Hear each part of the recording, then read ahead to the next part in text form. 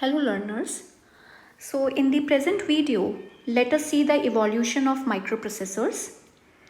We will see here how the microprocessors evolved from the very first to the current scenario.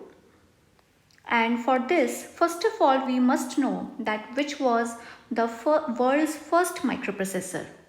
So the world's first microprocessor was given by Intel and it was Intel 4004.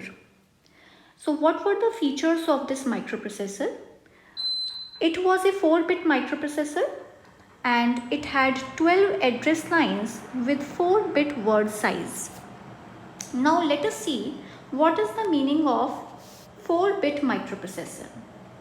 See, 4-bit microprocessor means that it can handle, if a microprocessor is 4-bit, then it can handle 4 bits at a time. That means in each cycle of operation, every time it will be handling 4 bits only at one stretch, or you can say at a time. At a time, only 4 bits will be handled. So the registers are so made, or the memory locations are so made that they can store only 4 bits at a time. So that is why it is called a 4-bit microprocessor. Now the second feature is that it has 12 address lines. So if this is a microprocessor and it is having 12 address lines, so you can give all the addresses in the form of, that means you can give the address only in the form of 0 or 1. So how many combinations of addresses can you make? For example, these are all marked 0, so that will be a 12-bit address, okay, and it will be a single address.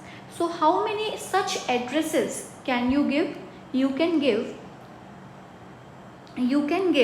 2 raised to the power 12 such addresses, okay.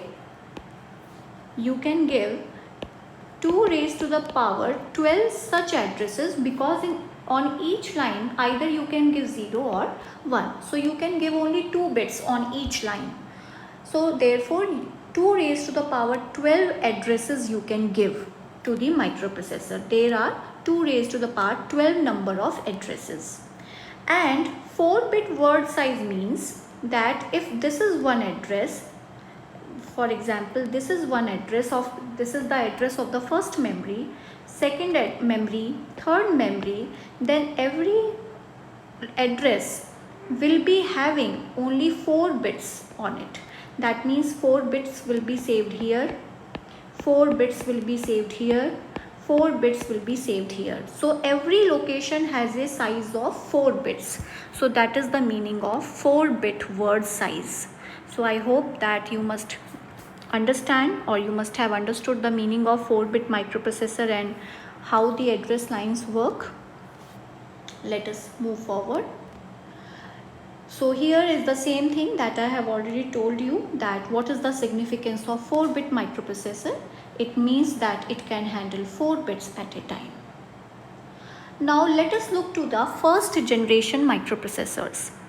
So as you can, this is a very common thing, that if we will talk about first generation, then obviously it will be having some drawbacks, as we will compare it with the second generation, third generation, and so on. So every generation has some drawbacks, has some advantages over the previous one, has some drawbacks as compared to the further generation. So first generation was that which was having the maximum number of disadvantages. So let us look to the features. First of all, we should remember that when it was introduced, so it was between 1971 and 1973, and it was, the designing technology of first generation microprocessors was PMOS technology. So PMOS technology is basically slower than NMOS. So this is low cost, slow speed, and low output currents. So that were the disadvantages. Another disadvantage was that it was not compatible with TTL logic. TTL is transistor logic, where a certain pattern is followed, like For 5 volt or for up to 5 volt, it will be considered as logic high, and 0 volt will be considered as low. So basically you only need to understand that TTL is a type of pattern that is followed by the transistors, and if you are fabricating many circuits on a single IC, then all must be of the same compatibility.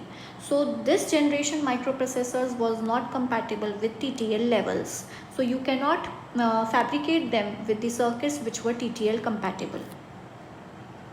So therefore it required a lot of additional ICs to form a system. And the examples of first generation microprocessor, so in that 4-bit microprocessor was Intel 4004 and 4040. These model numbers can be easily remembered if you remember them like 4-bit microprocessors. Then 8-bit was Intel 8008 and 16-bit was National PALE or National IMP16. So these were 8-bit and 16-bit first generation microprocessors. If we talk about 8-bit and 16-bit, then obviously you must have understood that 8-bit microprocessors means that they will be handling 8 bits at a time. Then second generation microprocessors, obviously some advancements and some improvements were done in the first generation. So first of all, let us look at the year in which they were introduced, that was 1973. Then they were designed using NMOS technology, which was fast and it can be fabricated in higher number. It was compatible with TTL and the chip size was large. It was a 40-pin IC, able to handle large memory size, faster operation, more powerful instruction set, better interrupt handling capacity. So all the features that were introduced in NMOS technology or second generation microprocessors, they were better as compared to the previous one. Now examples, we should remember some of the examples. You can easily remember this example Intel 8085 because this is in your syllabus. Computers students or electronic students will be learning this 8085 microprocessor. Then 12-bit microprocessor was Toshiba TLCS12 and 16-bit was TI-TMS 900. Then third generation microprocessors, so some more, even more advancements were done here. So appeared in 1978 and they are 16-bit processors mainly. So 4, 8 bits were, 12 bits were eliminated here and 16-bit processors were manufactured. Obviously the higher the bit processor will be, so the faster operation it will be doing because it will be handling more bits at a time. So here the technology was HMOS, that was hybrid MOS, high speed strong processing, easier to program, powerful instruction set, even larger memory space. So all you can remember them in common. So you can write these features in common to every further generation microprocessor. Examples: 16-bit, that is Intel 8086, which is again easier for you to remember because this is in your syllabus. 80186 and 80286. Then 4th generation microprocessor. Let us see what are the improvements done here. 1980 it was introduced. Then 32-bit processors. I'm sorry, I have written the wrong spelling of, it's been mistaken. So it's a 32-bit processor, so obviously faster operation, more space, better handling capacity. So it was manufactured using the low power version of HMOS, so the power consumption was less here. Increased number of addressing modes. Floating point hardware was incorporated here. So in the previous generations there was not floating, they were not able to handle the floating point part. So here the floating point hardware was incorporated and the examples are 16-bit 80386, Intel 80486. Then 5th generation microprocessors, it was introduced in 1995 and they were basically 64-bit processors. So therefore large memory space, faster operation obviously. Examples, if you remember that we were having the desktops P5 or Pentium Pro CPU, Quad, Celeron. So they were all 5th generation microprocessors. Now in the current scenario, we are having even 10th and 11th generation microprocessors, even higher generation microprocessors. So in all the coming microprocessors, you are having higher bit. You have 128 to 56 bit microprocessors.